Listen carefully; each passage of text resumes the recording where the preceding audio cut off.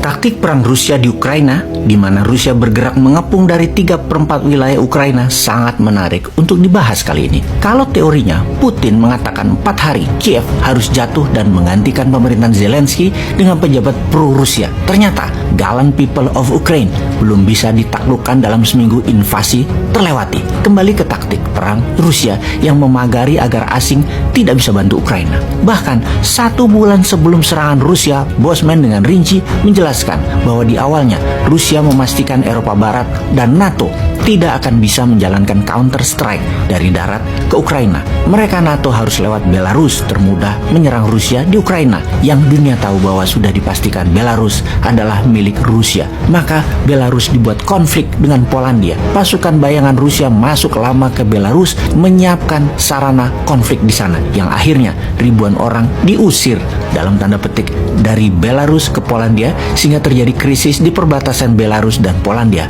Alert militer di sana. Lalu pasukan darat Rusia masuk ke Belarus, mengepung sisi utara Kiev yang dari perbatasan Belarus ke Kiev hanya berjarak 150 km. Dari sisi timur Ukraina, wilayah Donbas, ada sekitar 400 km menuju Kiev.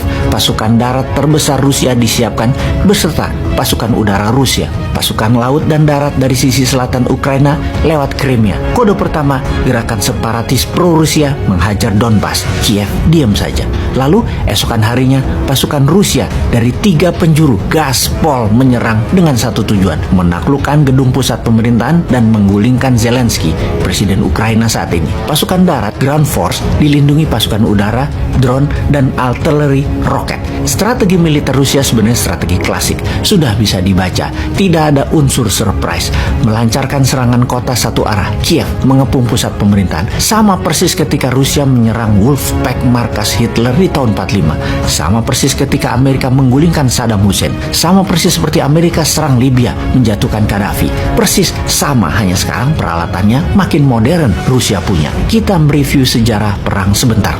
Perang darat atau battleground adalah ciri perang klasik. Sejak zaman awal Macedonia, kira-kira mungkin 1000 tahun sebelum Masehi, hingga Perang Dunia Kedua di tahun 1945. Sejak Perang Dunia Kedua hingga sekarang ada wilayah perang tambahan yang wajib dikuasai, yaitu battle space, wilayah udara atau perang udara. Maka jet fighter, cargo plane, helikopter attacker, drone, rudal balistik, radar, satelit, cyber attack, dan banyak lagi adalah pelindung udara dan serangan udara. Oh ya, sebagai catatan, Rusia sudah melancarkan cyber attack ke Amerika. Dalam 2 bulan ini lebih dari 1 juta serangan dia lakukan. Oke, kita bahas pembahasan berikutnya tentang cyber attack Rusia ke Amerika sebelum Rusia serang Ukraina.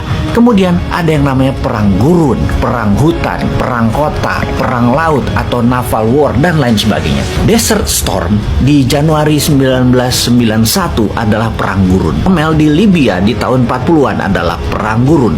Perang Iran-Irak adalah perang gurun. Perang penggulingan Saddam juga perang gurun. Dan urban war. Urban war baru dikenal dan semakin dipelajari di dunia militer dalam 40 tahun terakhir, terutama setelah Cold War usai. Perang dingin ini